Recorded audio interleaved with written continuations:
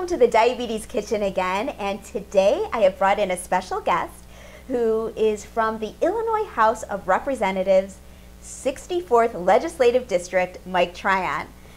Thanks for coming. Thanks for having me here, Toby. Well, Mike is a good friend and a strong public advocate for people with diabetes, and someone who set a great example in how to manage his own diabetes day by day, or every day as we say here.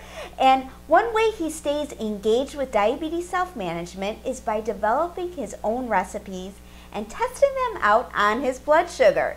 So he's going to share with us a few of his favorite recipes, and today you brought in, what do we want to call this, your breakfast recipe? I would call this Good Morning Quinoa cereal. So, okay, I love it already. I love quinoa. So why don't you walk us through how to make this recipe? We're going to do the first step right here, right? Absolutely.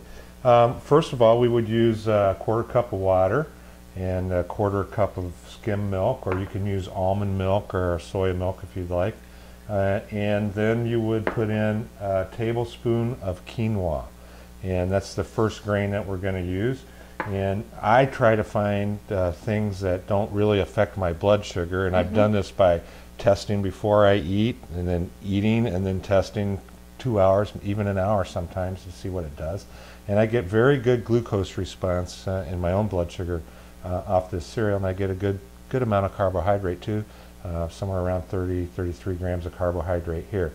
So we cook this quinoa for about 5 minutes, because the quinoa is a whole grain, and it takes a while for it to cook, and then we're going to add the rest of these ingredients. Okay, so we'll be right back.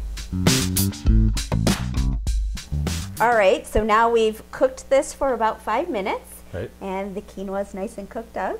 So now what's next? So now we're going to add the next 5 ingredients, which is a half a banana, a tablespoon and a half of oatmeal, a tablespoon of oat bran, a pinch of salt, and about a half a teaspoon of cinnamon, all of which are ways to get your, whole grains and your carbohydrates, and oat bran and oatmeal, good, are proven to help lower your cholesterol if you're having issues with cholesterol. And outside of that, it tastes awesome when we're done. So we're going to cook that for another 3 minutes, and it will be ready to add a teaspoon of brown sugar, walnuts, and vanilla when we get that done. Okay, so we're going to be right back after we cook this up a little bit more, and then we're going to talk to Mike a little bit more about how he comes up with these recipes. All right, so we're done cooking up this breakfast hot cereal, and what we did, we said earlier that we could wait to add the brown sugar and the vanilla and the walnuts at the end, or we could cook it up now too, so it's 2 different options. Right, and we actually added at the very end a tablespoon of walnuts, a teaspoon of brown sugar, and a half a teaspoon of vanilla. Okay. And this is what you end up with.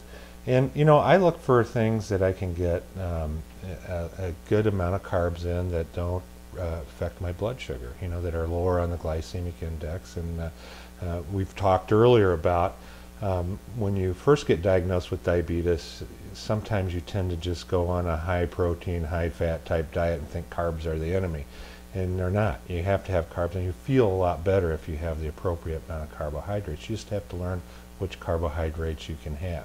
So I have found that if I have oatmeal and I have a right amount of oatmeal, and I can substitute quinoa as a grain, and the oat bran together with the banana really has very little impact on my blood sugar. So I see recipes and I think of how I can modify them to make them differently to accommodate what I need, and this is one of those. And I think it's excellent. My wife and I have this probably a couple of times a week, and for me it's tasty and it's a good start on the morning. Hey, and you picked a lot of the carbs that were slower acting, Correct. So this, what, I can't wait to taste this. I'm smelling it, and so I'm going to taste this right now, and we're going to put the nutrition information up on the screen. The smell of this is so good, and you know what? It actually tastes like a banana muffin even. It does. This was really tasty, and you know what? I think there's so many options for variations of this recipe too. Are there other different fruits that you put in here? Oh, absolutely. I put dried cherries in there. When we were in Door County, we bought a big bag of dried cherries, and that's fabulous in this cereal. I've had white figs that we've put in. You could put pretty much any blueberries, any fruit you wanted in there instead of the banana, and that would be just as good. Wow, that sounds delicious and nutritious and warm in your stomach. And the best part is that it doesn't give you a rise in your blood sugars. When I eat this, 2 hours after I eat, I test my blood sugar, I'll be somewhere around 100. Perfect, perfect. Well, thank you so much for joining us here on the set of Diabetes Every Day. We really appreciate it, and we'll see you soon.